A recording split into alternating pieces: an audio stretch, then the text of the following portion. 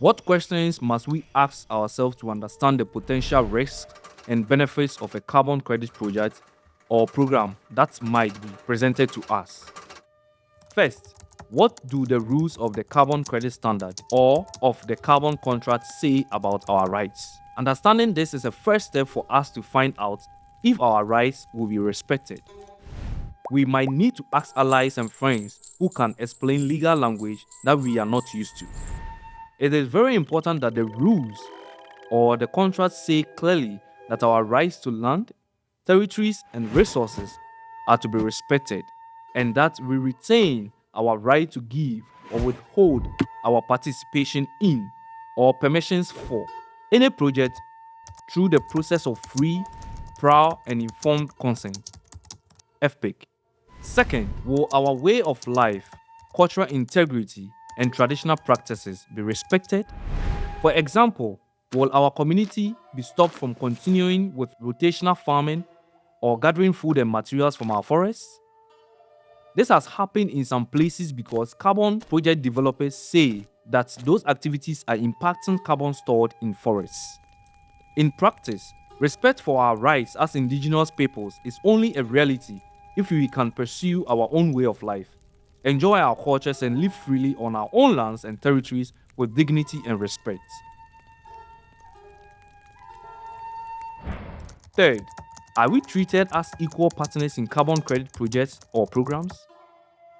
Indigenous peoples have the right to self-determination. That means we must be able to govern ourselves and decide what our economic, social, and cultural systems should look like.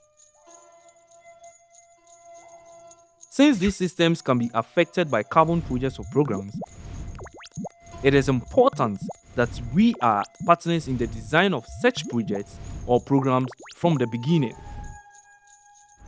Fourth, does the proposed carbon credit project or program and the wider carbon market comply with our own customary laws and belief system? Some indigenous groups are clear that putting a price on nature, including on carbon, conflicts with their worldview and customary laws. It is important that the elders and traditional and customary authorities of our communities are properly informed about carbon markets and their potential effects in culturally appropriate ways. For example, proposals and contracts ought to be translated into our own languages.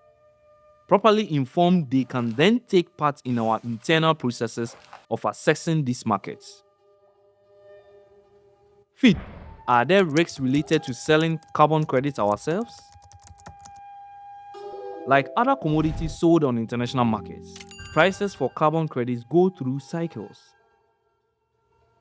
Sometimes they are high, and other times they can be very low.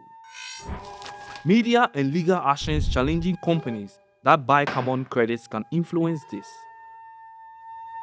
But don't forget, it is also important that indigenous communities understand what obligations they might take on by signing a contract with those wishing to buy carbon credits.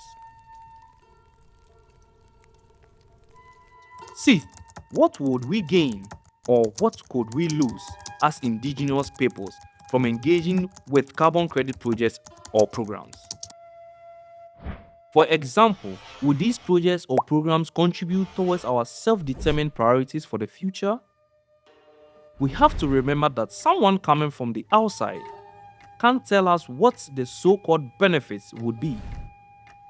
Instead, we should set out clearly what our own conditions and expectations are for taking part. Finally, will it help the climate if we sell carbon credits from our land? Will these markets truly benefit and respect Mother Earth and help calm her fever? In answering this, we need to remember something called offsetting. As we mentioned earlier, a lot of companies and other actors buy credits because they want to balance out the excessive emissions they release themselves. Their thought is, if I pay you to not emit, then I can emit instead, and the amount of CO2 that goes into the atmosphere will remain the same. Scientists say this is not the case. For example, when an offsetting initiative is to plant or protect forests. This is because when fossil fuels are burned and released into the atmosphere, this releases carbon as CO2 that would otherwise be stored for millions of years under the ground. Trees that take up CO2 release from burning fossil fuels do not cancel that out because they will not store the carbon for millions of years. When a tree dies, the carbon will be retained to the atmosphere. If the world really wants to keep the carbon from going into the atmosphere, the best way to ensure that is to not dig up the fossil fuels in the first place. Knowing this, we would want to know who is buying the carbon credits and if they will use them to offset the continued burning of fossil fuels. In addition to the problem of offsetting, there are several other criticisms of negative climate impacts of carbon markets that we might want to familiarize ourselves with to inform what we think about these markets.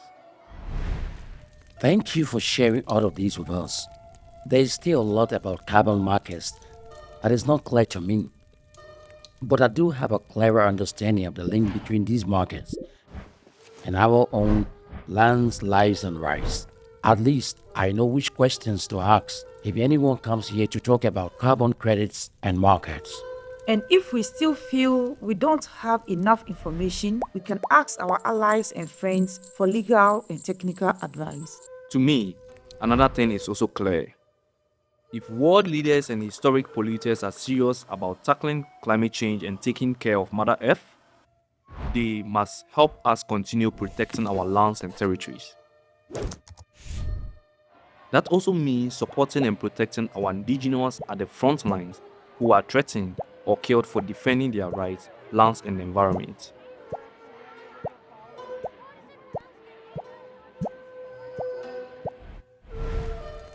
Polluters must respect and protect our rights under international law, including those set out in the UN Declaration on the Rights of Indigenous Peoples.